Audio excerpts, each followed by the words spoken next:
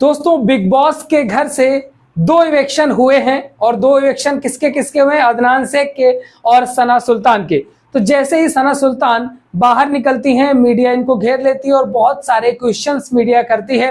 तो सना सुल्तान ने क्या जवाब दिया आपको बताते हैं। सना सुल्तान ने बिग बॉस को एक्सपोज कर दिया है, टॉप 3 के नाम बता दिए और यह भी बताया है कि कौन विनर बनेगा। खैर, सना सुल्तान निकलती हैं तो बहुत चिड़ी हुई होती हैं और वो खुश नहीं होती हैं, काफी नाराज होती हैं। उनको ऐसा लगता है कि उनके साथ गलत किया है बिग बॉस ने, तो वो सारी चीजों को लेकर के मीडिया को जवाब देती हैं। तो उनसे बहुत सारे क्वेश्चन किए जाते हैं, लेकिन आपको बताएं कि सना सुल्तान का कुछ खास हमको ऐसा नहीं लगा कि उन्होंने बिग बॉस के अंदर किया है, भले वो अपने आप को कहीं भी एक्सपेक्ट कर रही हों। तो उनसे क्या क्वेश्चन होते हैं, क्या जवाब देते हैं उनसे क्वेश्चन। पहला क्वेश्चन किया जाता है कि आपको क्या लगता है कि फिनाले के इतने करीब पहुंचकर आप एलिमिनेट हो जाएंगी? भैया क्यों आग लगा रहे हो यार मीडिया वालों। तो पूछती नहीं, मुझे नहीं लगता है कि जनता से अगर वोटिंग होती तो मैं इस तरीके से एलिमिनेट होती। मुझे अच्छी खासी वोटिंग मिलनी चाहिए, लेकिन बिग बॉस ने अनफेयर तरीके से मेरा एलिमिनेशन कर दिया है और मुझे समझ में नहीं आया कि बिग बॉस ऐसा क्यों कर रहे हैं। अगर मुझे ऐसे ही एलिमिनेट करना है तो इस तरीके से तो घर के सभी सदस्यों को एलिमिनेट हो जाना चाहिए। मुझे लगता है कि जनता ने मुझे बहुत अच्छे वोट दिए होंगे। तो भैया वोटिंग वाला तो कोई इशू नहीं था सना सुल्तान जी, तो टास्क हुआ, टास्क से बाहर किया गया। बात नंबर दूसरी, अगर वोटिंग की बात करें तो आपको वोटिंग भी बहुत अच्छी नहीं मिली थी। अगर 2 एलिमिनेशन होते तो आप दीपक चौरसिया जी के साथ ही निकल जाती, क्योंकि दीपक जी से थोड़े ही ज्यादा वोट थे आपके। खैर, आप जाएंगे बाहर, वीडियोस वगैरह देखेंगे, आपको खुद समझ में आ जाएगा कि क्या सही था क्या गलत था।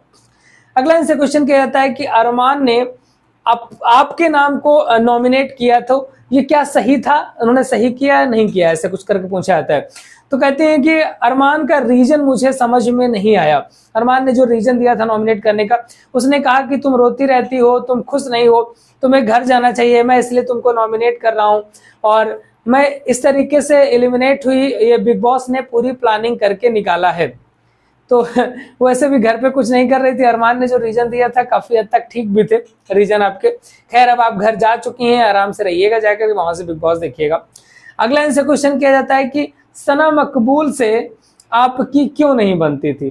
भाई जब से रही तो इनका एक ही पंगा था, एक ही सना रहेगी यहाँ पे, बस सना मकबूल से इनकी बनती नहीं थी। कह रही देखो, मुझे पहले पता नहीं था कि जो है कौन मेरा अच्छा दोस्त है या कौन मेरा सही सोचता है और कौन मेरे बारे में गलत सोचता है। साईं केतन अरमान नेजी को मैं अपना अच्छा दोस्त मानती थी, लेकिन इन्होंने मेरी पीठ में छुरा भोंका है।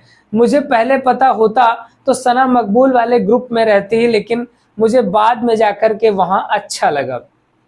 तो वही सना से और विशाल से, कटारिया से सबकी आपकी बड़ी दुश्मनी थी। आप तो सबकी बड़ी बुराइयां करती थी।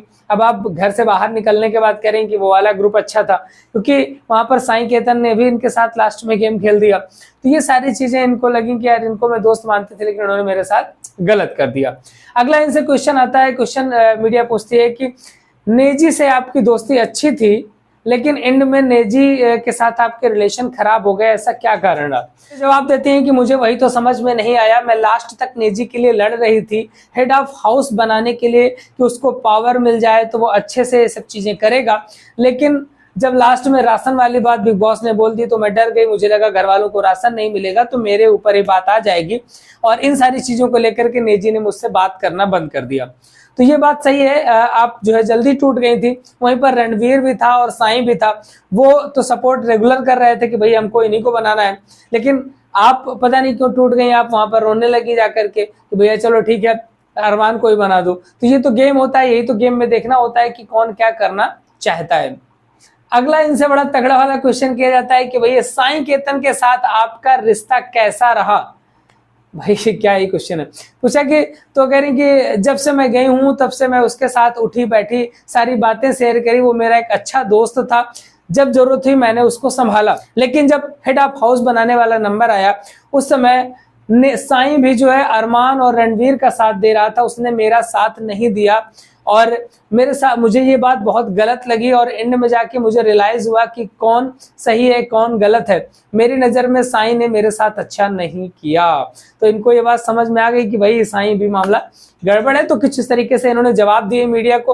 और लास्ट 2 क्वेश्चन इनसे किए जाते हैं। इनसे पूछा जाता है कि आपकी नजर में बिग बॉस के घर के अंदर टॉप 3 विनर कौन से रहने वाले हैं, टॉप 3 में कौन जाने वाले हैं। तो कहती हैं भैया जो लोग हैं वो ठीक खेल रहे हैं, लेकिन मेरी नजर में सना मकबूल, विशाल और लवकेश टॉप 3 में जाएंगे। भैया ये क्या हो गया, ये तो पूरी कहानी बदल गई। मतलब आप बैठी सारे टाइम अरमान के साथ में, रणवीर के साथ में, साई केतन के साथ में, और यहाँ वक्त और जज्बात दोनों बदल दिए। आपने बोल दिया भाई सना मकबूल, विशाल और लोकेश जीतेंगे। इनको टॉप 3 में एक्सपेक्ट किया है। लास्ट हफ्ते इनको समझ में आ गया था कि भैया हम गलत ग्रुप में थे, इस ग्रुप में होते तो ज्यादा अच्छा रहता, हंसी मजाक और एंजॉय भी होता रहता।